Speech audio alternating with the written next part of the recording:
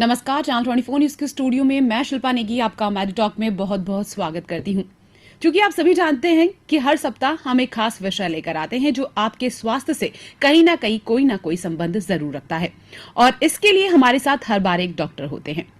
बीते जमाने में गर्भ धारण ना कर पाना एक अभिशाप माना जाता था। जो महिला गर्भ धारण नहीं कर पाती थी या फिर मां नहीं बन पाती थी उसे बांझ की तोहमत लगा दी जाती थी। लेकिन वक्त बदल चुका है, हालात बदल चुके हैं, कितना स्वरूप बदल चुका है और बांझपन का कितना इलाज हो चुका है। निसंतानता एक ऐसा विषय है जिस पर बात करना बेहद जरूरी है, लेकिन हर कोई इस पर बात करने के लिए उतने तरीके से सहमत नहीं हो पाता है। क्या है निसंतानता, क्या समस्या है और इसके बारे में किस तरह कोई हल निकाला जा सकता है, इस बारे में आज खास तौर पर बात करने के लिए हमारे स्टूडियो में आई हैं डॉक्टर नेहा माथुर, आईवीएफ और गायनेकोलॉजिस्ट। आपका हमारे स्टूडियो में बहुत बहुत स्वागत है ma'am. Thanks a lot. Ma'am से बात करने से पहले मैं अपने सभी प्यारे दर्शकों को बताना चाहूंगी कि आपके जहन में अगर निसंतानता या फिर गायनिक प्रॉब्लम है, कोई ऐसी समस्या है जिसके बारे में आप बात करना चाहते हैं डॉक्टर साहब से, तो सीधे तौर पर मैम से बात कर सकते हैं फोन के जरिए और इसके लिए हमारा नंबर है 25525000। बस एक बात का ध्यान रखिएगा कि आपके टीवी का वॉल्यूम कम हो। एक बार फिर से आपका स्टूडियो में बहुत बहुत स्वागत है। जैसा कि मैंने अभी कहा कि निसंतानता एक अभिशाप है, पहले के वक्त कहा जाता था, अब थोड़ा सा बदल चुका है, लेकिन समस्या अभी भी वही की वही है। तो आप इस बारे में क्या कहेंगी? मुझे ऐसा लगता है समस्या वही नहीं है, समस्या बढ़ गई है जी। Coming to the proper question, जैसा आपने पूछा, बांझपन जो पुराने जमाने में हम लोग कहते थे, पहले और आज के जमाने में फर्क एक रूरल और अर्बन यानी कि गांव और शहर में एक फर्क आ गया है। गांव में आज भी बांझ औरत ही होती है, जी जी, कपल इनफर्टाइल नहीं होता जी, या पति पत्नी इनफर्टाइल नहीं होते। जी जी। जबकि अर्बन एरिया में इसको हम लोग थोड़ा बेटर वे में लेने लग गए हैं। आज के जमाने में हम लोग कम से कम शहर में हम लोग इसको इनफर्टाइल कपल के तौर पे लेते हैं जी। बट शहर में दूसरी प्रॉब्लम्स आ गई हैं, जैसे स्ट्रेस बढ़ गया है, हस्बैंड वाइफ दोनों वर्किंग हो गए हैं, तो डेफिनेटली इसकी इंसिडेंट्स या परसेंटेज बढ़ गया है जी जी। तो एक बड़ा रीफ है दोनों में, एक बड़ा गैप है अर्बन और रूरल में। और गांव की बांझ आज भी बांझ है जी, जी। और शहर की कपल हो गया है, लेकिन उनके कॉजेस और स्ट्रेस और ये सब बढ़ गए हैं। एक तरफ जहां गांवों में महिला को तोहमत दी जाती है, आरोप लगाया जाता है, वहां अब पुरुषों और महिलाओं को कहीं ना कहीं एक साथ लिया जाता है। बिल्कुल नहीं, लेकिन हालांकि ये बहुत सीरियस मैटर है। निसंतानता आप जैसे कह रही कि हस्बैंड वाइफ दोनों को लेकर बोला जाता है। अगर मैं महिलाओं की बात करूं तो वो तो हम करने वाले हैं। अगर एक तरफ मैं थोड़ी सी बात पुरुषों के बारे में कहूं कि भाई कहीं ना कहीं इस रीजन में निसंतानता में पुरुष भी कहीं ना कहीं एक रीजन है, तो वो कैसे मैम? हम लोग जब इनफर्टिलिटी या निसंतानता का परसेंटेज निकालते हैं तो 30% कॉज इस पूरे का मेल का होता है या पुरुष 30% निसंतानता का कारण होते हैं जी। तो उसके डेफिनेटली और बहुत अलग अलग कॉजेज हैं, बट अगर मोटे मोटे तौर पे पुरुष अपने आप में एक कपल में 30% कॉज हो सकते हैं। जी जी। डेफिनेटली इसमें ये है कि उस 30% के साथ उनकी वाइफ में भी कोई कॉज होगा, ऐसा भी हो सकता है, बट अकेला वो 30% को कैरी करता है। कहीं ना कहीं वो इसका कारण है, लेकिन 30% है, बट वो पब्लिकली छुपाया जाता है। जी हाँ, ये सबसे बड़ा रीजन है कि इसीलिए कह रहे हैं ना कि महिलाओं पर ज्यादा नजरिया रखा जाता है इस मामले में कि बांझ जो है वो महिला हो सकती है, पुरुष नहीं। अच्छा, अब बात करते हैं महिलाओं के बारे में। निसंतानता सबसे ज्यादा महिलाएं फेस करती हैं, उसका सबसे बड़ा रीजन क्या है?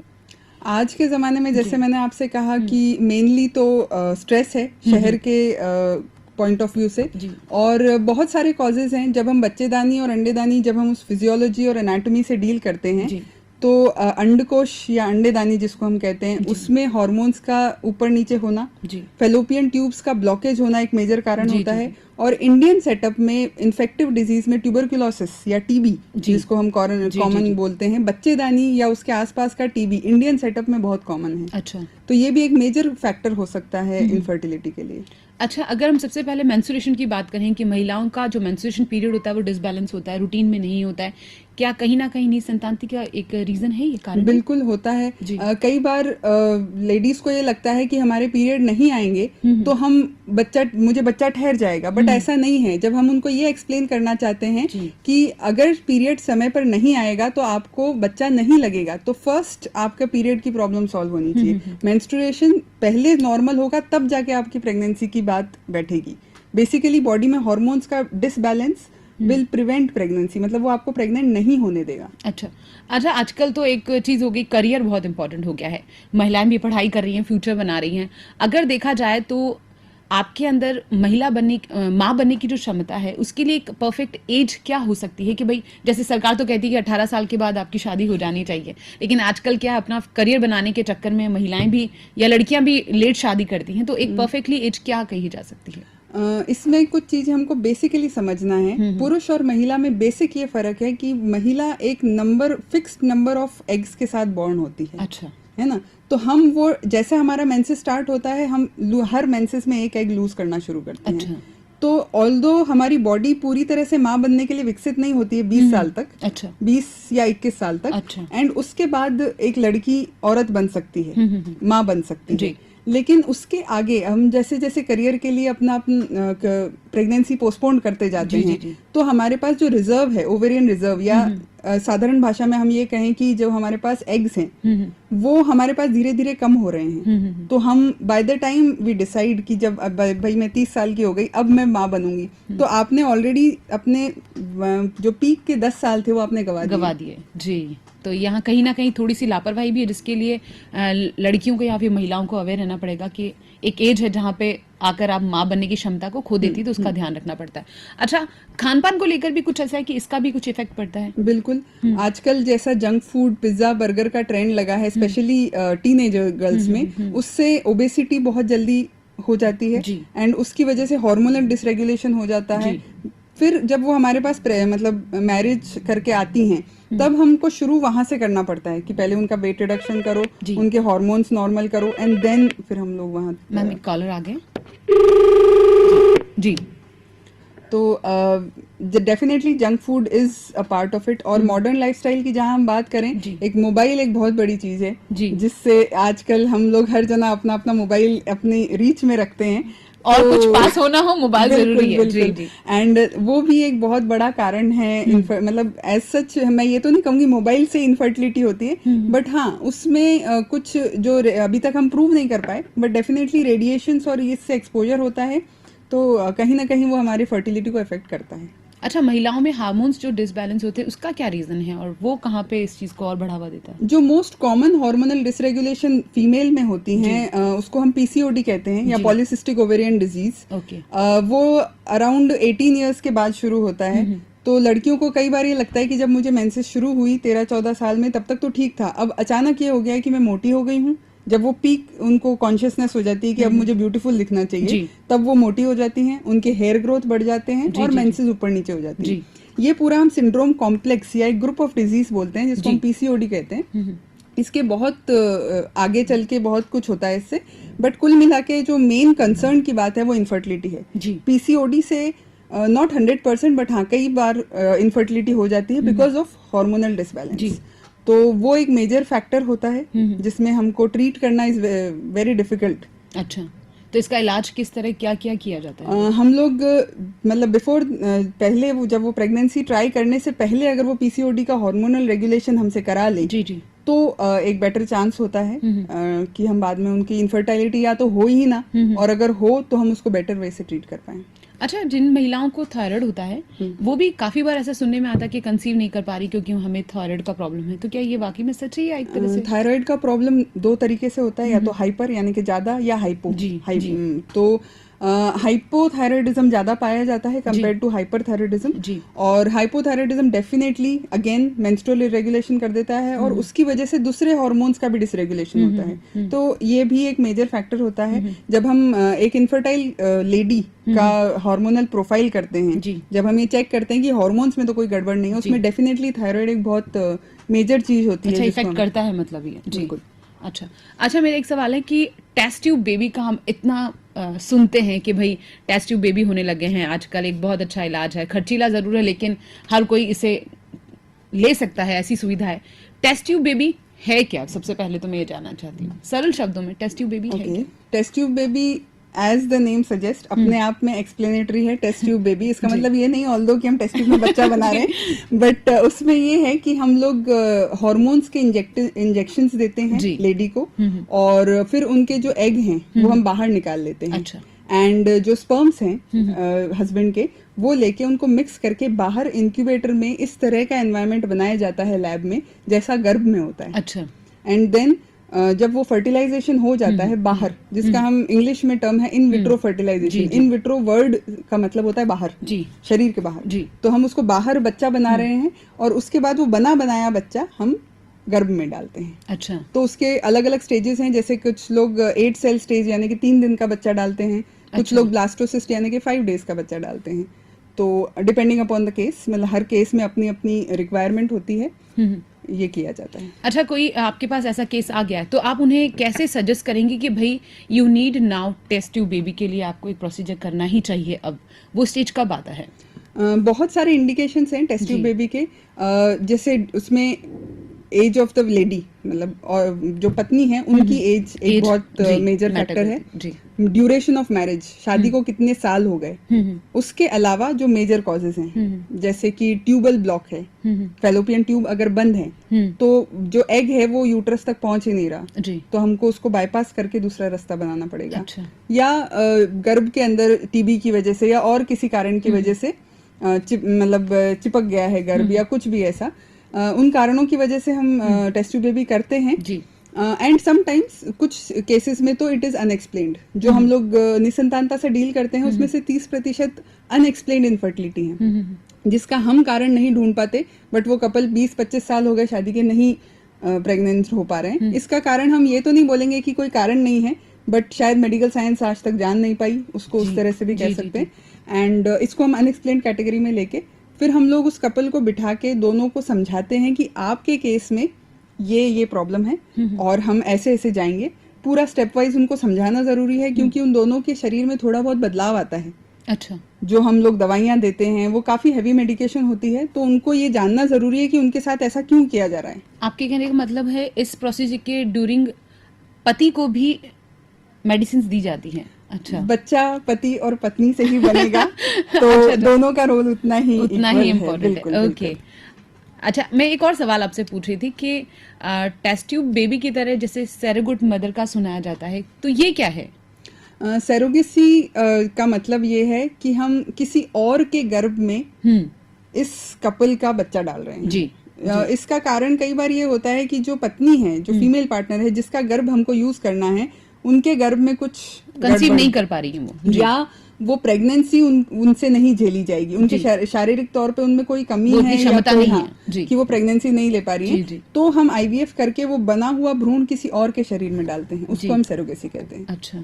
अच्छा, जैसे टेस्ट ट्यूब बेबी का जो ये प्लान है या फिर जो तरीका है, कितने % सक्सेस ही होता है?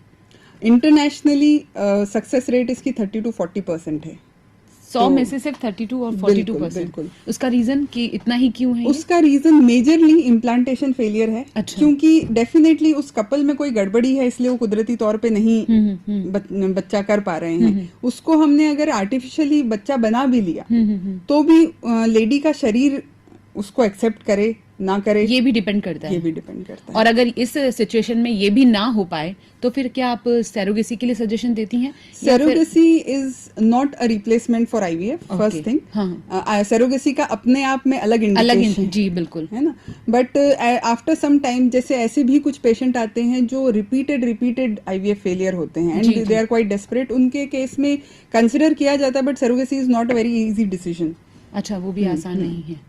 लेकिन जैसे आप कह रहे हैं कि अगर 30 to 42% ही एक तरीका है, वो भी अगर फेल हो जाए तो फिर उसके बाद तो कोई और तरीका नहीं है, जेन्युइन और कोई रास्ता नहीं है किसी और एक टर्म होता है जिसको हम कहते हैं क्यूमुलेटिव प्रेगनेंसी रेट, जी, जिसमें जैसे हमने इस मंथ उनको इंडक्शन दिया जी, एंड देन नेक्स्ट मंथ उनको इंडक्शन दिया, तो हम लोग ये मानते हैं कि जो सारे मंथ का एडिशन है उसमें उनकी प्रेगनेंसी रेट हायर होती है। अच्छा, तो हम कभी ये नहीं कहते कि आपने अब 3 बार या 2 बार आईवीएफ ले लिया तो अब तीसरी बार मत लो, ऑल्दो हम उसको रिस्ट्रिक्ट करते हैं क्योंकि वो मेडिसिन बहुत हैवी होती हैं। जी, 3 बार से ज्यादा हम लोग इंडिकेट नहीं करते अच्छा, कि कोई आईवीएफ ले।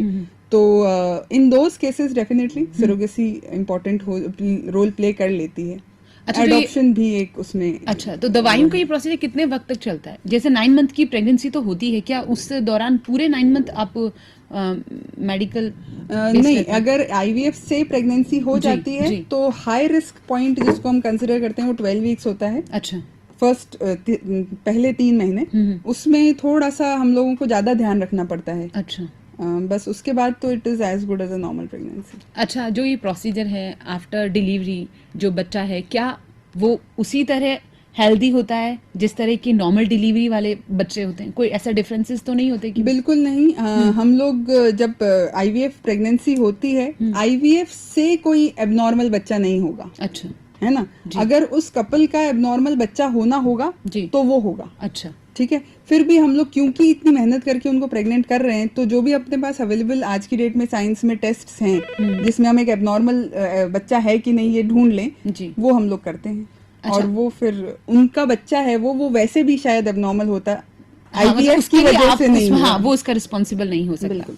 अच्छा, मेरा एक सवाल और आपसे है कि जब इस टेक्निक की बात हो रही है तो लोग अभी भी इसको लेके इतना अवेयर नहीं है या खुलकर बात ही नहीं करते, तो आप उनको क्या कहना चाहेंगे कि इस बारे में किस तरह के कितना खुलकर बात करनी चाहिए? इसमें झिझकने की जरूरत नहीं है। बिल्कुल नहीं है। सबसे पहली चीज ये जानना जरूरी है कि इनफर्टिलिटी या निसंतानता एक कपल की प्रॉब्लम है, एक कोई पति और इंडिविजुअल पत्नी महिला की। के लिए नहीं है। बिल्कुल बिल्कुल, चाहे समाज बताए चाहे नहीं बताए, जब हम भी किसी को काउंसिल करते हैं तो अगर हम पति को ये बता दें कि पत्नी में कमी है, तो वो उसकी तरफ देखता है जी बिल्कुल कि सही। ये तेरे में कमी, या अदर वे राउंड, बिल्कुल पत्नी सही। पति की तरफ जी, देखती है। बिल्कुल। बट हम दोनों के बगैर तो बच्चा नहीं कर सकते ना, कहीं तो ना हम कहीं तो दोनों का हाँ बिल्कुल साथ जरूरी है। तो infertility as such is a couples problem, और इसकी अवेयरनेस बहुत जरूरी है। कुछ लोग शर्म के मारे, कुछ लोग झिझक के मारे ट्रीटमेंट ही नहीं लेते। जी। कई बार लोग बाग गांव से उठ के ही पहली बार इसलिए आए हैं क्योंकि उन्होंने मतलब कि 20 साल हो गए आज तक कोई इलाज ही नहीं लिया। जी जी। तो बड़ा सरप्राइजिंग है आज की डेट में, जब हर एक के पास इन हैंड मोबाइल और गूगल है, तब भी लोग बाग ऐसे ऐसे आ रहे हैं जो 20 साल से कोई ट्रीटमेंट ही नहीं वही लिया। ना कि अवेयरनेस नहीं है, अवेयरनेस की बिल्कुल, बहुत कमी है। बिल्कुल। अच्छा, निसंतानता का अगर ये इलाज है, और ऐसे भी बहुत कपल है जो 15 साल तक जिन्हें पता ही नहीं चलता है कि हमें ये ट्रीटमेंट लेना चाहिए, और क्या उनको ये श्योरिटी रहती है, गारंटी रहती है कि हम अगर ये ट्रीटमेंट लेंगे तो हम सक्सेस हो जाएंगे? नहीं, हम इसकी Shorty नहीं गारंटी दे सकते। वाइज तो नहीं करते हैं, सक्सेस रेट डिस्कस करते हैं हम लोग। बस अच्छा, यही जो आपने बताया 30 to 42%। बिल्कुल बिल्कुल। अच्छा, मैंने जो सुना है कि कैंसर ये भी कहीं ना कहीं इससे रिलेट करता है, कैसे? आईवीएफ से कैंसर? जी नहीं, जो कैंसर की प्रॉब्लम लेडीज को प्रॉब्लम होती है, हाँ। वो कैसे कॉम्प्लिकेटेड होती है, वो कैसे आती है? ओके, स्त्रियों में कैंसर की प्रॉब्लम कई, जैसे पूरा अगर हम बच्चेदानी और अंडेदानी के बारे में बात करें तो कई चीजों की हो सकती है। मैं इसको बिल्कुल सिंपल शब्द में बोलूंगी जिससे कि हमारे आपके श्रोता समझ पाए। जी। एक होता है अंडकोश या अंडेदानी जिसका कैंसर हो सकता है, एक होती है बच्चेदानी या यूट्रस, जी, है ना, उसका कैंसर हो सकता है, और एक जो इंडिया में सबसे ज्यादा प्रेवलेंट है वो है बच्चेदानी के मुंह का कैंसर या सर्वाइकल कैंसर, जी, जो बहुत ज्यादा इंडिया में डोमिनेंट सबसे ज्यादा वही है। और उसमें सबसे खराब बात यह है कि सर्वाइकल कैंसर उन लेडीज में होता है जब वो अपने पीक में होती हैं। जी मैम, एक कॉलर आ गया। हेलो जी। सर्वाइकल कैंसर जब किसी लेडी को होता है वो अधिकतर 30 to 40 इयर्स के एज में होता है। वो ऐसा समय होता है जब उनके बच्चे बड़े नहीं होते हैं, ना उनकी शादियां हुई होती है, मतलब एक लेडी जब अपनी पीक ऑफ रिस्पॉन्सिबिलिटी पे होती है तब वो अफेक्ट करता है। और अगर वो जल्दी डायग्नोज ना हो तो उसका ट्रीटमेंट बहुत ही चैलेंजिंग है। हेलो हेलो मैडम जी। हाँ जी सर, अपना सवाल कीजिए। मैं मैडम से सवाल करना चाहता हूँ। मैडम जी कीजिए। मैडम, मेरा एक बच्चा है जी, जिसकी फर्स्ट सोनोग्राफी में धड़कन नहीं बता रही थी मैडम जी। अब वो बच्ची 2 साल की है, ना बैठ पाती है ना खड़ी हो पाती। गैंग्लोसाइटिस बीमारी है उसको। जी मैडम, ये मेरी वाइफ बोल नहीं पाती थी वहाँ जब दिखाने जाती थी मैडम को। ये जो मैं आपसे सवाल करना चाहता हूँ मैडम, ये जो बच्चा फर्स्ट टाइम में इसकी धड़कन नहीं बता रही थी सोनोग्राफी के अंदर, तो 8 महीने 4 दिन के अंदर इसकी डिलीवरी हो चुकी है। जी हेलो। हाँ जी, हम सुन रहे हैं, आप अपनी बात को कंटिन्यू रखें। मैडम, अभी बहुत परेशान हूँ मैडम। जी मैडम, मेरी बच्ची की बहुत ज्यादा हालत भी खराब है और बहुत एम्स वगैरह में सब में इलाज चल रहा है। जी। मैं आपसे राय करना चाहता हूँ मैडम, जिस मैडम ने देखा है, मैडम जिस मैडम ने मेरी बच्ची को, जब मेरी वाइफ को देखा था जी, तो फर्स्ट सोनोग्राफी में इसकी धड़कन नहीं बता रही थी मैडम। इस समय अगर एक्शन ले लेते मैडम। सर आप जानना क्या चाहते हैं, आपकी बेसिक समस्या क्या है जो आप धड़कन की बात कर रहे हैं? तो अब आप क्या प्रॉब्लम देख रहे हैं कि वो कुछ रिएक्ट नहीं कर पा रही, क्या प्रॉब्लम है मेन? मैडम बच्ची तो फर्स्ट क्लास है, इसका जी। दिमाग विमाग सब बहुत तेज है, जी, प्लस ये खड़ी नहीं हो पाती और बैठ नहीं पाती है। कितने साल की हो गई है वो? 2 साल की है मैडम। जी, जी मैम। ओके। इसमें कुछ चीज़ें जो इनको भी जाननी ज़रूरी जी। हैं वो ये हैं कि जो फर्स्ट सोनोग्राफी जिसमें कह रहे हैं कि धड़कन नहीं आई थी वो कौन से हफ्ते में की गई थी, जी, है ना। जब हम सोनोग्राफी करते हैं तो अधिकतर 7वें या 8वें हफ्ते में पहली बार सोनोग्राफी में धड़कन आती है। जी। इससे पहले अगर हम सोनोग्राफी करते हैं तो धड़कन वैसे भी नहीं आती, बच्चे में धड़कन नॉर्मली भी नहीं आती जी, उस जी, समय जी, तक, जी। है ना। तो 7वें 8वें हफ्ते के बाद अगर बच्चे में धड़कन नहीं आती तो हम उसको मिस्ड अबॉर्शन या जिस बच्चे में धड़कन नहीं आने वाली जी, है जी। जिसका अबॉर्शन करना है ये मानते हैं। जी। और इसके बाद ऐसे कई टेस्ट्स हैं जिसको हम ट्रिपल टेस्ट, क्वाड्रुपल टेस्ट, ये अलग अलग हफ्ते होते हैं प्रेगनेंसी के जिसमें हम करते हैं। एक एडवांस्ड अल्ट्रासाउंड होता है न्यूक्लियर ट्रांसल्यूसेंसी का, जिसमें हम लोग ये देखते हैं कि बच्चा मानसिक तौर पर ठीक है कि नहीं। और जो अच्छा। टारगेट स्कैन होता है 20 हफ्ते का या 5वें महीने का, जी, जी। आपने कई बार देखा होगा कि गायनेकोलॉजिस्ट हमेशा ये कहती हैं और कुछ कराओ नहीं कराओ 5वें महीने का सोनोग्राफी जरूर जरूर कराना, कराओ, क्योंकि जी। उसमें बच्चे की मेजर स्ट्रक्चरल प्रॉब्लम्स डायग्नोज हो जाती है। ओके, ठीक है। इसके अलावा सोनोग्राफी में आपको बच्चा पूरा नहीं दिख रहा, it is an indirect test. बिल्कुल सही। आप उसके अंदर सब कुछ नहीं ढूंढ पाते, है ना? बिल्कुल सही। और इसमें एक मेजर इशू जैसा कि ये बता रहे हैं, एक मेजर पॉइंट ये है कि हम लोग रेगुलर एंटीनेटल चेकअप पे इसीलिए इंसिस्ट करते हैं। रेगुलर एज इन अगर कोई भी कॉम्प्लिकेशन नहीं है जी। तो शुरुआत में हम हर महीने और फिर 8वें महीने के बाद हर 15 दिन में और 9th मंथ में हम लोग हर हफ्ते बुलाते हैं। ये इसलिए जरूरी होता है, देखने वाले को ये लगता है कि हाँ मैडम ने पेशेंट को लिटाया, पेट को टटोला, बीपी देखा और भेज दिया। जी, नहीं, जी, उन सब में जो जांचें होती हैं खून की और सोनोग्राफी की जांचें, उसमें हम लोग बहुत मेजर इन्फॉर्मेशन लेते हैं। फ्यूचर और डिलीवरी से रिलेटेड बहुत सारी कॉम्प्लिकेशंस डायग्नोस होती हैं। द लास्ट पार्ट जो इसमें आखिरी चीज जो मैं इनसे बताना चाहूंगी वो होती है डिलीवरी। इंस्टीट्यूशनल डिलीवरी पे, यानी कि किसी संस्था में डिलीवरी होना, जैसे कि मेडिकल कॉलेज या किसी हॉस्पिटल में डिलीवरी होने पे सरकार भी आजकल बहुत इंसिस्ट कर रही है, कुछ इंसेंटिव्स भी मिल रहे हैं लोगों को बिल्कुल, इसके लिए। तो ये सब इसीलिए है क्योंकि डिलीवरी के समय जो क्रिटिकल टाइम होता है जिसमें बच्चे को पैदा होते ही रोना और सांस लेने की जरूरत होती है, इसमें कई चीजें अफेक्ट करती हैं फ्यूचर में। जी। तो ये सारी चीजें जो भी गर्भवती महिलाएं हैं उनको ध्यान रखना है। प्लस इसके अलावा आयरन की डिफिशियंसी और बीपी का कंट्रोल, ये एक मोटी मोटे तौर पे मैं चीजें बता रही हूँ जो चीजें हमको गर्भवती स्त्रियों को ध्यान रखने की जरूरत है। लेकिन जैसे अभी वो कह रहे थे कि अब वो उठ नहीं पा रही, बैठ नहीं पाती, बच्ची 2 साल की है, तो अब तो क्या है, एक मेडिकल ट्रीटमेंट ही ले सकते हैं वो, और क्या कर सकते हैं इसका? नहीं, आजकल तो बहुत एडवांसेस हो गए हैं। 2 साल की बच्ची जी, बताया उन्होंने। पीडियाट्रिक सर्जरी अपने आप में एक नया डिपार्टमेंट खुल चुका है। जी, जी, तो जी। एक अलग ब्रांच है वो, तो उसमें ये लोग स्पेशली जहाँ पे इन बच्चों को ट्रीट किया जाता है। बिल्कुल बिल्कुल। एक और कॉलर आ गए। हेलो मैडम ये जो मैडम बोल रहे हैं ना, जी। ये लाइलाज है मैडम। अच्छा, आपके कहने का मतलब है ये लाइलाज है? ये लाइलाज है, मतलब एम्स के अंदर इसकी चल रही है, मेडिकल वगैरह सब चल रहा है जी। फर्स्ट क्लास चल रहा मैडम, कोई दिक्कत वाली बात नहीं है, बहुत अच्छे लोग हैं, ऐसी बात नहीं। एमडीएम में भी बहुत अच्छे लोग हैं, जी, सब जगह बहुत अच्छे हैं, मेरे को संभालते हैं बच्ची को। जी। मतलब कि ये लाइलाज है, फिर भी ये बोलते हैं कि जिएगी नहीं, बाद में इसके वो गुर्दे खराब हो जाएंगे, कुछ भी धीमे धीमे एक एक चीज पार्ट खराब होता जाएगा मैडम इसका। ओके। अच्छा, मेरा एक सवाल और आपसे था कि सोनोग्राफी को लेकर बात हुई है, जब डॉक्टर प्रेग्नेंट महिला को कहते हैं कि भाई आप सोनोग्राफी करवा लीजिए, और करवाती भी महिलाएं, तो एक धारणा ये भी बनी हुई है कि आप बार बार सोनोग्राफी करवाएंगे तो नुकसान करती है। मोस्ट ऑफ ये सुनने में इतना आता है कि भाई ज्यादा नहीं करानी चाहिए, वो नुकसान करती है सोनोग्राफी, डॉक्टर तो बोलते हैं पैसा कमाने का जरिया, इतना गलत धारणा बनी हुई है। तो मैं चाहती हूँ आप उसको भी क्लियर कीजिए कि सोनोग्राफी बहुत मस्ट है, और अगर डॉक्टर कह रहे हैं तो करवाना बेहद जरूरी है, लेकिन क्यों जरूरी है वो आप जरा क्लियर करें। सोनोग्राफी बेसिकली अपने आप में बिल्कुल भी हार्मफुल नहीं है जी। उसके कोई नुकसान नहीं होते हैं जी। आज तक की टेक्निक के हिसाब से मैं जी, बता जी, रही हूँ। बिल्कुल। एंड जहां तक प्रेगनेंसी का सवाल है, 3 सोनोग्राफियां हम लोग मस्ट मानते हैं, जरूरी मानते हैं। जी। एक जिसमें पहला मैंने जैसा बताया पहले जी, 12 जी, हफ्ते में, जी, जी। जिसमें बच्चे की धड़कन आती है और हमको बच्चे मतलब स्त्री का माहवारी का दिन याद हो चाहे नहीं हो, जी। हम उससे एग्जैक्टली कितना डिलीवरी का डेट होगा ये अंदाजा लगाते हैं। जी। दूसरी होती है 5वें महीने की सोनोग्राफी, जी, जिसमें जी। हम ये देखते हैं कि कहीं गर्भ में कोई शिशु में कोई एनोमली या शारीरिक तौर पे गड़बड़ तो नहीं है। जी, जी। और लास्ट होती है जो 8.5 या 9 महीने में होती है, जिसमें हम मेजर चीजें देखते हैं, बच्चे का वजन इन 9 महीनों में बढ़ा है कि नहीं, जी। अवल नाल सही जगह पर है कि नहीं, उसके अलावा बच्चे के आसपास का पानी, और बच्चा सीधा है या उल्टा है या आड़ा है, जिसको हम प्रेजेंटेशन बोलते हैं, जी, जी, जी। ये सही है कि नहीं। जी।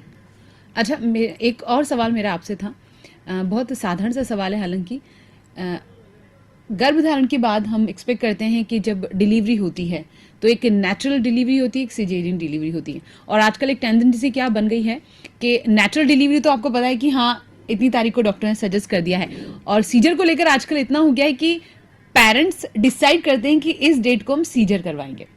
ठीक है, तो मैं ये जानना चाहती हूँ, नेचुरल और सिजेरियन जो बच्चा है, ये जो प्रोसीजर है, इसमें सिजेरियन जब आप अपनी मर्जी से कराना चाहते हैं, कितना हार्मफुल हो सकता है? क्योंकि आजकल लोग सोचते हैं मुहूर्त करा के हम डिलीवरी केस करवाएंगे, भाई सीजर इसी दिन होना चाहिए, ताकि कि जन्माष्टमी आ गई तो जन्माष्टमी को करवाना है, इस दिन हमारा बर्थडे तो इस दिन करवाना है। ये मुझे आपसे कंसेप्ट क्लियर करना है, लेकिन फिलहाल अभी वक्त हो चला एक छोटे से ब्रेक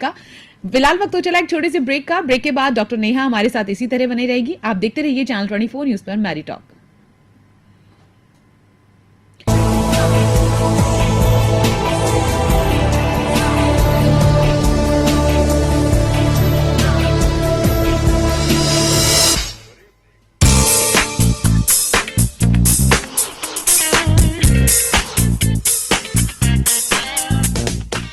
ओए रमता जोगी, ओए रमता जोगी, होए कहीं भी कभी भी रमता जोगी। मुझे खबर है हर किसी की, मुझे फिक्र है हर इंसान की।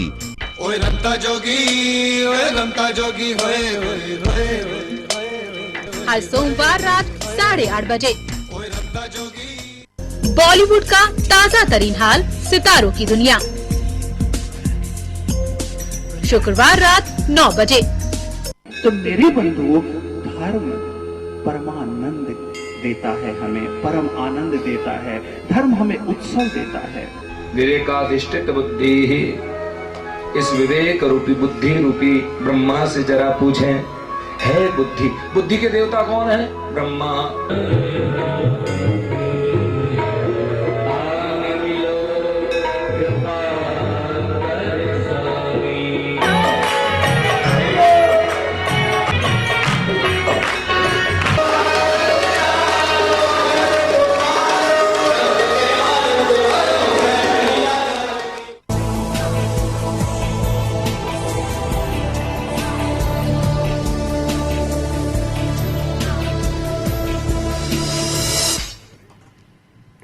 इस छोटे से ब्रेक के बाद आपका मैरी टॉक में एक बार फिर से स्वागत है। आज हमारे साथ है डॉक्टर नेहा माथुर, और आज हम बात करने वाले हैं फर्टिलिटी के बारे में। निसंतानता एक बहुत बड़ी प्रॉब्लम है, और आज के वक्त में भी इसके बारे में काफी कुछ सुना जाता है और देखा जाता है। तो चलिए, एक बार फिर से आपका हमारे स्टूडियो में बहुत बहुत स्वागत है मैम। ब्रेक से पहले मैंने आपसे एक सवाल किया था कि नॉर्मल डिलीवरी और सिजेरियन, इन दोनों में आप थोड़ा कंपेयर करके बताइए, और वो कंसेप्ट क्लियर कीजिए जो मैंने आपसे पूछा था। ये आजकल बहुत चल रहा है कि मुहूर्त की डिलीवरी है। हाँ। तो हम लोग तो इस चीज को एंटरटेन नहीं करते कि कोई आके कह दे कि भाई इतनी बजे से इतनी बजे तक का अच्छा मुहूर्त है और आप कर दीजिए। जहां तक कि नॉर्मल डिलीवरी का सवाल है, वो हमारे कंट्रोल में नहीं है जी। क्योंकि बच्चेदानी का मुंह जैसे जैसे खुलता है वो तो अपनी बिल्कुल। कुदरती तौर पर ही जी। खुलेगा, और हम उसको सिर्फ मॉनिटर करते हैं कुल मिला के। और सिजेरियन का डिसीजन अगर हमको नॉर्मल डिलीवरी में लेना पड़ा, उसके अलग अलग कारण होते हैं कि हम क्यों ले रहे हैं, क्या है, और वहां पे फिर हमारे लिए ये रुकना मुश्किल हो जाता है कई बार कि अब मैं मुहूर्त का वेट करूं। मान लीजिए बच्चे की धड़कन कम हो रही है, फिर मैं ये थोड़ी वेट करूंगी कि मुहूर्त अच्छा आएगा। जी। उसके लिए तो जिंदा बच्चा निकालना ही अच्छा मुहूर्त नहीं, और ये भी देखिए कि डॉक्टर जब टेंडेंसी ये देता है कि सजेशन देता है कि नहीं आप सीजर करवाइएगा, नॉर्मल पॉसिबल नहीं है, तो एक धारणा बनी, ओके डॉक्टर को पैसे कमाने हैं। एक तो नेगेटिव सोच इतनी है, फिर दूसरा आप अपने मुहूर्त के हिसाब से देख रहे हैं कि अब बच्चे को आ जाना चाहिए, जबकि नेचर एक ऐसी चीज है कि हर चीज का एक वक्त डिसाइड हो रखा है, लेकिन उसके साथ छेड़छाड़ बहुत करते हैं। वो कितना हार्मफुल हो सकता है? वो बहुत ज्यादा हार्मफुल हो सकता है। कई बार बच्चा प्रीमेच्योर हो सकता है उसकी वजह से, एंड बाद में फिर डिलीवरी के बाद बच्चे को हो सकता है नर्सरी में रहना पड़े। और जहां तक डॉक्टर से रिलेटेड धारणाएं हैं, उसमें मैं ये कहना चाहूंगी कि जो डिलीवरी सिजेरियन रेट बढ़ी है, जिसको हम लोग ये कहते हैं, वो तो सरकारी अस्पताल में भी बढ़ी है। जी बिल्कुल, है ना? सरकारी अस्पताल में तो डॉक्टर को कोई बेनिफिट नहीं हो रहा। जी बिल्कुल सही बात है। तो हम लोग जहां तक ये पॉइंट ऑफ व्यू है कि सिजेरियन की रेट बड़ी है। मैं ये भी उन लोगों से पूछना चाहूंगी कि मैटरनल मोर्टिलिटी यानी कि माँ के मरने की जो रेट हम लोग मानते हैं वो भी तो कम हुई है। बिल्कुल सही है। इन्फेंट मोर्टिलिटी रेट भी तो कम बिल्कुल हुई सही है। है, हमने बिल्कुल सही है। कितने बच्चे बचाए, हमने कितनी माएं बचाई टाइमली डिसीजन लेके, ये भी बिल्कुल बहुत सही बात, जरूरी है। बिल्कुल सही है। अच्छा, एक और कहा जाता है जैसे कि अगर डॉक्टर ने सजेस्ट कर दिया कि भाई 28 तारीख को बच्चे की डिलीवरी डेट है, इसके आसपास बच्चा हो जाएगा और बहुत डिले हो जाता है 10 दिन 15 दिन, तो पेरेंट्स ये सोचने लग जाते हैं कि नहीं अब तो सीजर करवाना चाहिए बिकॉज अब डेट भी निकल गई है। क्या इसमें कुछ प्रॉब्लम इश्यूज रहते हैं कि अगर आपने जो डेट दी एग्जैक्टली वो होना तो जरूरी नहीं कि वो होगी ही? नहीं, वो बिल्कुल जरूरी नहीं है। और ये मैम एक कॉलर आ गया शायद। हेलो, हाँ, मैं ये जानना चाह रही थी कि ये जी। जो बच्चे के नाक नक्शे हैं जो मतलब पेरेंट्स के ऊपर जाते हैं कि मतलब हैबिट है या फिर उसका जो स्ट्रक्चर है तो कि भाई पेरेंट्स के ऊपर ही है या तो मदर के ऊपर है या फादर के ऊपर है। जी। अगर मदर के ऊपर होता है फादर के ऊपर नहीं होता है तो फादर डाउट करता है, या मदर के ऊपर तो फादर मदर डाउट करती है। जी, तो जी। मतलब ये कहाँ तक सही है, मतलब ये मतलब क्या क्या है लॉजिक, तो उस हिसाब से मतलब पेरेंट्स के ऊपर ही जाएगा बच्चा या किसी और के ऊपर, जैसे बुआ जी हो गई या मामा जी, ऐसा कुछ मतलब और भी उनके ऊपर भी जा सकता है ऐसा, मतलब क्लियरिफिकेशन जानना था थोड़ा। ये ना बहुत अच्छा सवाल है अपने आप में, क्योंकि इसको भी कहीं ना कहीं महिलाएं ही फेस करती हैं। ओके, इसमें इसको समझाना थोड़ा सा ट्रिकी है मेरे लिए। ये चीज होती है जो हमारे फिजिकल कैरेक्टरिस्टिक्स होते जी, हैं, जी। उसको हम लोग क्रोमोसोमली, मेरे को इसके हिंदी वर्ड्स नहीं पता, क्रोमोसोमली हम इसको दो तरीके से सेपरेट करते हैं, जीनोटाइप और फिनोटाइप। फिनोटाइप, जी। जीनोटाइप वो है जो हमारी जीन्स जीन्स में में से, जी, और बिल्कुल। फिनोटाइप वो है जो हमारे फिजिकल जी, कैरेक्टरिस्टिक्स बिल्कुल बाहर दिख सही रहे है, हैं, जी। राइट। तो मेरे अंदर जो जीन्स हैं वो मेरे पेरेंट्स के आए हुए हैं, लेकिन मैं उनकी मिरर इमेज नहीं हूँ। बिल्कुल सही मैं है। वो ही नहीं हूँ। जी। मैंने अपने हिसाब से इंडिविजुअली उनका एक एक कैरेक्टर अपने अंदर फिजिकली मैनिफेस्ट किया। जी, बिल्कुल राइट? सही है। मेरे और मेरे हस्बैंड हैं, हम दोनों ने अपना अपना जीनोटाइप मिला के अपना बच्चा बनाया। बिल्कुल सही है। वो भी हमारी मिरर इमेज नहीं है। उसके अंदर मिक्सचर ऑफ उसके दादा दादी और उसके नाना नानी का जीन्स है। जी बिल्कुल सही राइट। अब वो उसमें से कौन सा जीनोटाइप को फिनोटाइप कर रही है, अपने जीन्स में से किस कैरेक्टर को फिजिकली मैनिफेस्ट कर रही है जी। या कर रहा है, जी। ये एक कुदरत है, दैट इज नेचर।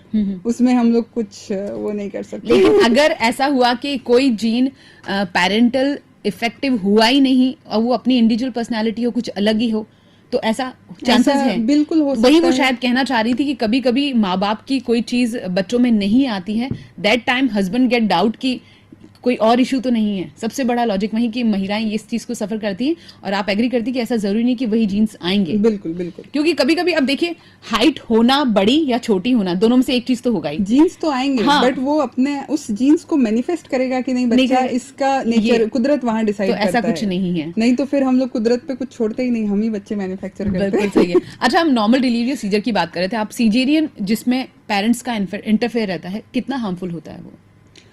कभी कभी जैसे आप मुहूर्त की बात कर रहे हैं, अगर वो सही समय पर नहीं है, 40 हफ्ते पर, जैसा अपन डिस्कस कर रहे थे कि 40 हफ्ते की प्रेगनेंसी होनी जरूरी है।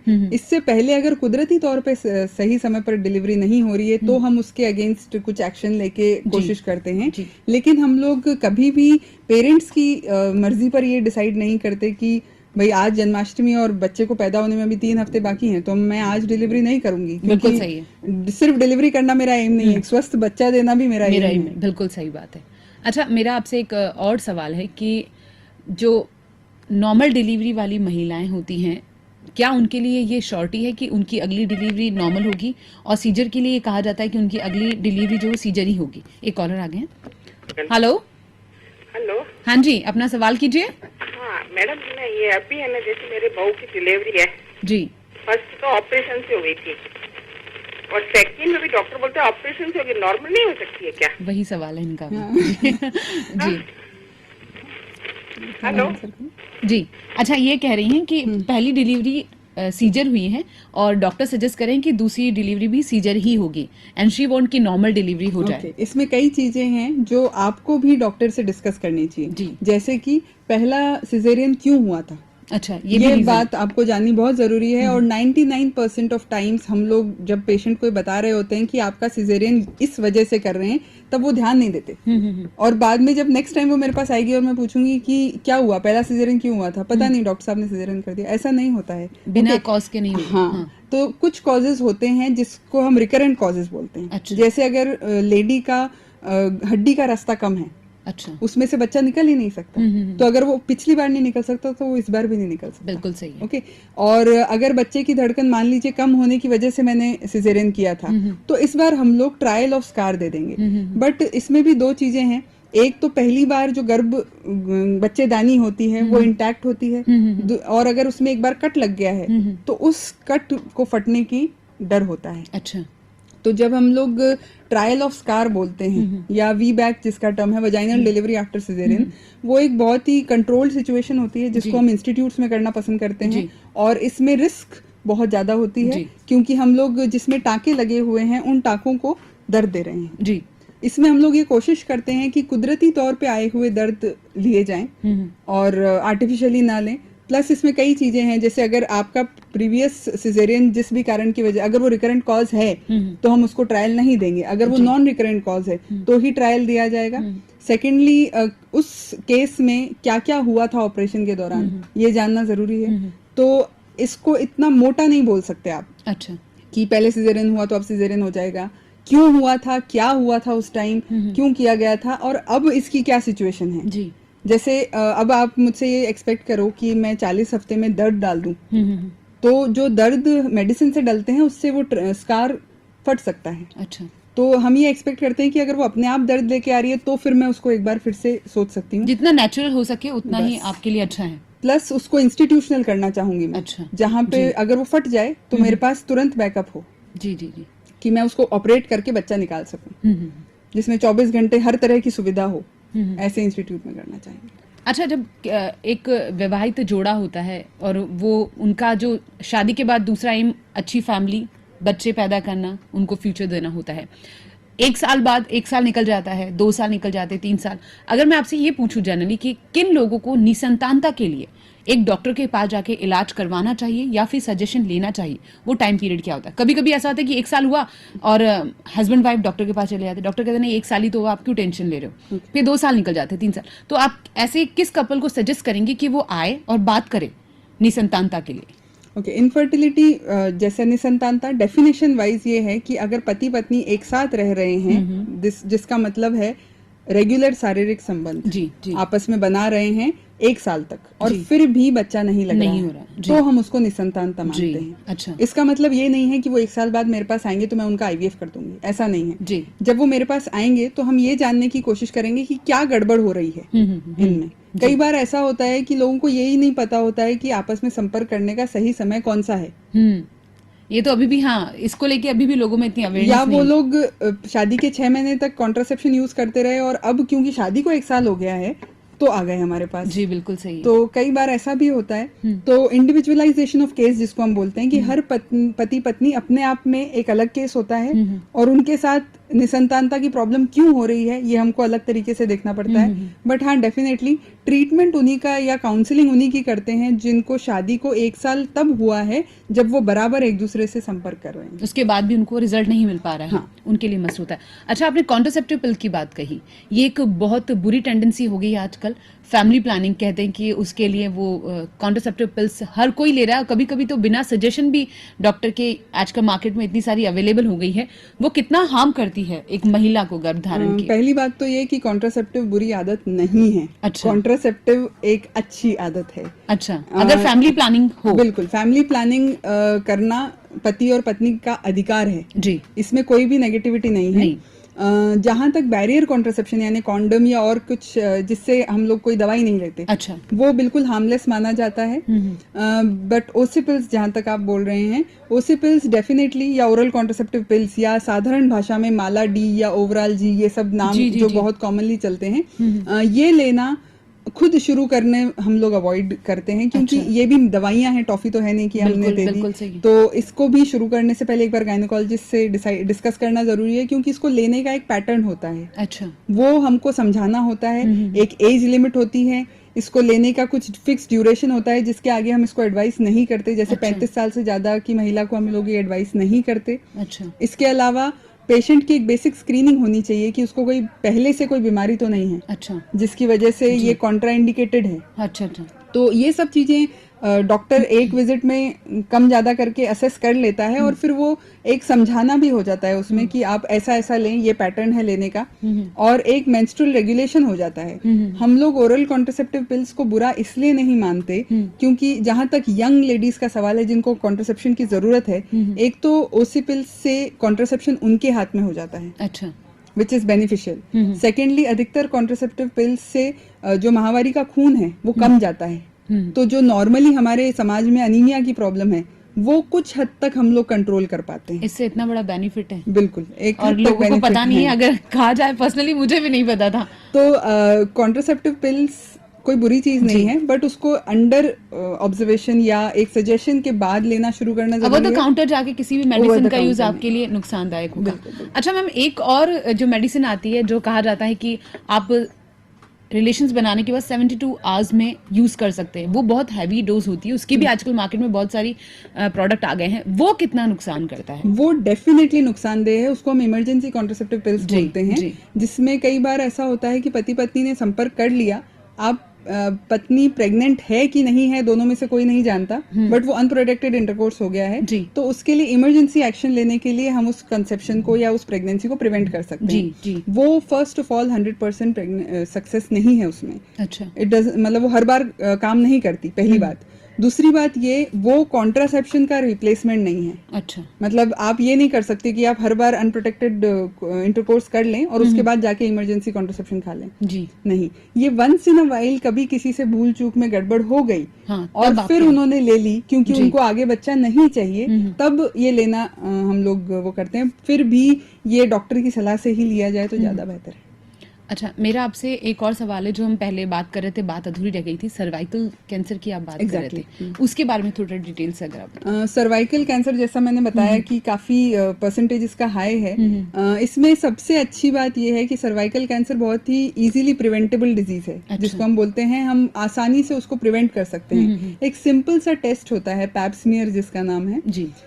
ये बच्चेदानी के मुंह का एक सिंपल सा टेस्ट है जिसमें कोई बेहोशी नहीं है। पेशेंट आप मतलब आप गए हो किसी गायनेकोलॉजिस्ट के पास, वो जैसा आपको इंटरनल एग्जामिनेशन कर रही है बस उसी दौरान वो करेगी। अच्छा। उसको टेस्ट कर लेंगी, ठीक है। और एक बार आपको कम से कम किसी भी शादीशुदा लेडी को अपनी शादीशुदा लाइफ में एक बार मिनिमम पैप स्मीयर कराना चाहिए। वैसे तो उसके इंडिकेशंस कई सारे हैं कि हर 3 साल में कराना चाहिए एंड ऑल, लेकिन कम से कम एक बार इंडियन सेटअप में, जैसे हम जी, कम बिल्कुल। से कम में आ जाते हैं, जी, जी। वो कराना चाहिए, क्योंकि इससे एक बेसिक स्क्रीनिंग हो जाती है कि अगर वो कैंसर का पहले वाला स्टेज वो इससे डायग्नोज हो जाता है। अच्छा।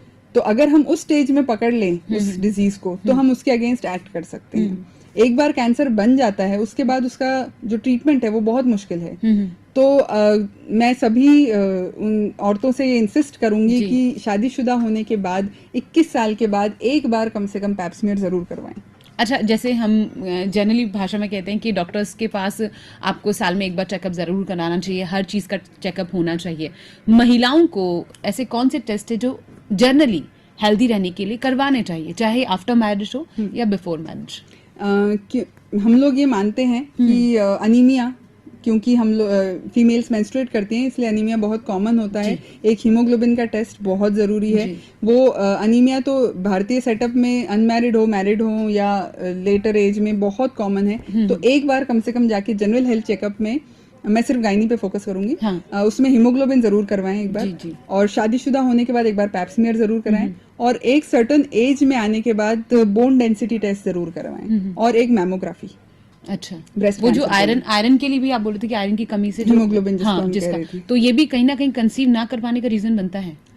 हाँ, हो सकता है, बट इतने वो हम chances नहीं रहते। causes में, मतलब लेडी बेसिकली हेल्दी नहीं होती तो हो सकता है, बट हाँ, हम उसको इनफर्टिलिटी का कॉज नहीं लेते। अच्छा, अब जब हम आईवीएफ को लेकर बात करें, फर्टिलिटी को लेकर बात कर रहे हैं, और ये वर्ड अपने आप में बहुत बड़ा है क्योंकि निसंतानता एक बहुत बड़ी प्रॉब्लम है, तो अगर मैं आपसे कहूं कि साधारण शब्दों में आप इसको एक बार डिस्क्राइब कर दें कि निसंतानता के लिए आईवीएफ जो है फर्टिलिटी वो किस तरह यूटिलाइज है, किस तरह प्रॉफिट देती है और इसके पॉजिटिव रिजल्ट ही रहेंगे, अगर आप एक बार सिंपल शब्दों में इसको डिटेल में बता दें। ओके, आईवीएफ या निसंतानता का जो हम लोग टेस्ट ट्यूब बेबी का इलाज साधारण शब्दों में जी, बोलते हैं, जी। ये हर निसंतानता वाले कपल के लिए नहीं किया जाता। जी, उसके अपने इंडिकेशंस हैं। अगर आप एक पति पत्नी हो और निसंतानता की प्रॉब्लम आपके अंदर है, तो हम जरूरी नहीं है कि आपको आईवीएफ ही सजेस्ट करें।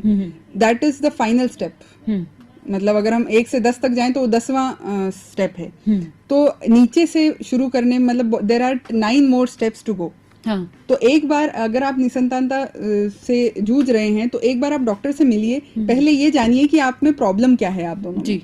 और अगर प्रॉब्लम उस स्टेप की है तो डेफिनेटली आईवीएफ के लिए जाएं। अगर प्रॉब्लम उतनी हैवी नहीं है तो ओवुलेशन इंडक्शन होता है या आईयूआई यूट्राइन इंसेमिनेशन होते हैं, जो जी, जी। जिसको आप कह लीजिए छोटे इलाज हैं, जी। वो भी आपके लिए वर्क कर सकते हैं। अच्छा, ये छोटे इलाज अगर आप थोड़ा सा डिटेल में बता दें छोटे इलाजों को। ओके, कई बार जैसा अपन ने शुरू में डिस्कस किया था कि हार्मोनल डिसबैलेंस होता है। जी, हार्मोनल डिसबैलेंस से होता ये है कि औरत सही समय पर अपना अंडा नहीं बना पाती, जी, जो यूजुअली हम लोग 14वें दिन पे एक्सपेक्ट करते हैं। जी।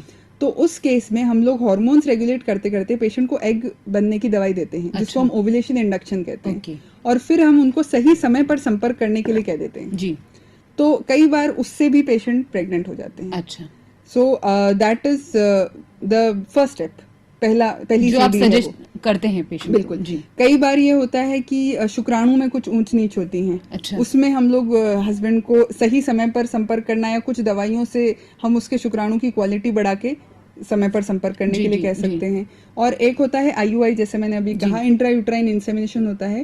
ये उन लोगों में किया जाता है जिनमें निसंतानता है डेफिनेटली, और ट्यूब्स खुली हैं, फेलोपियन ट्यूब्स खुली हैं, जिसमें हम अगेन अंडा बनने की दवाई देते हैं। जी। उनको अपने कंट्रोल से इंजेक्शन देके फोड़ते हैं और फिर अच्छी क्वालिटी की शुक्राणु लेके गर्भ में डाल देते हैं। जी।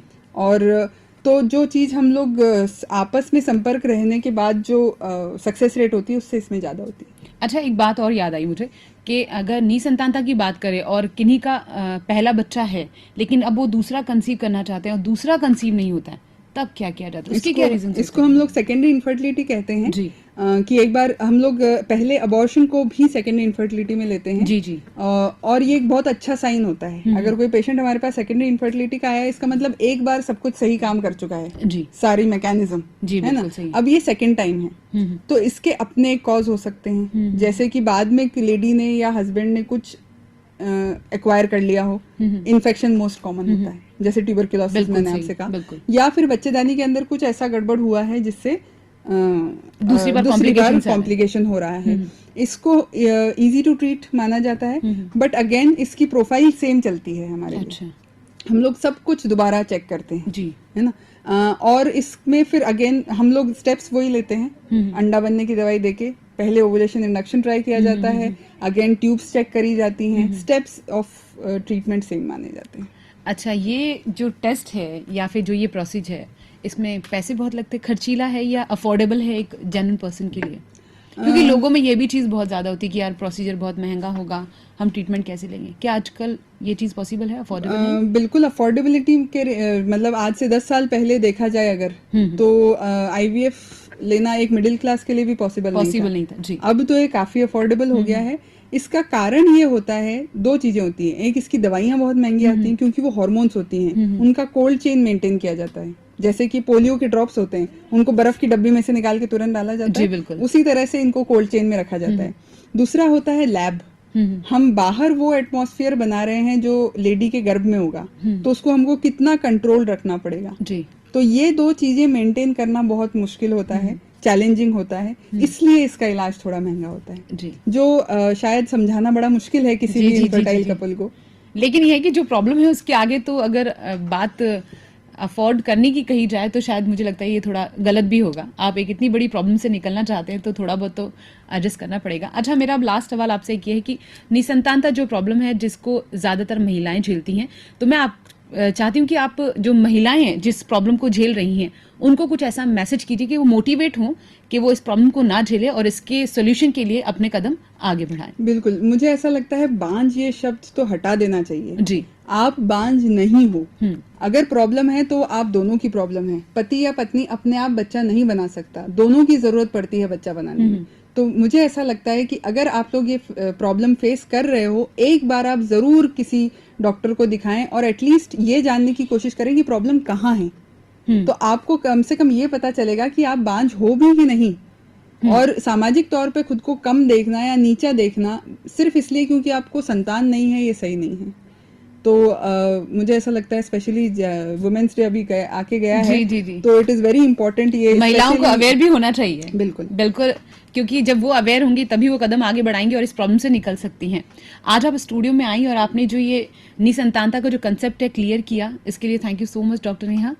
आज हमारे साथ स्टूडियो में doctor Neha Mathur, IVF gynaecologist. उनसे हमने बहुत सारी बातें की और सबसे ज्यादा जो खास बात की वो ये जाना कि निसंतानता कोई अभिशाप नहीं है और लाइलाज भी नहीं है। अगर आप इसका ट्रीटमेंट लेंगे तो आप इस समस्या से निकल सकते हैं। अगले सप्ताह एक नए विषय के साथ फिर हाजिर होंगे, तब तक के लिए दीजिए आप मुझे इजाजत। नमस्कार। Thank you ma'am.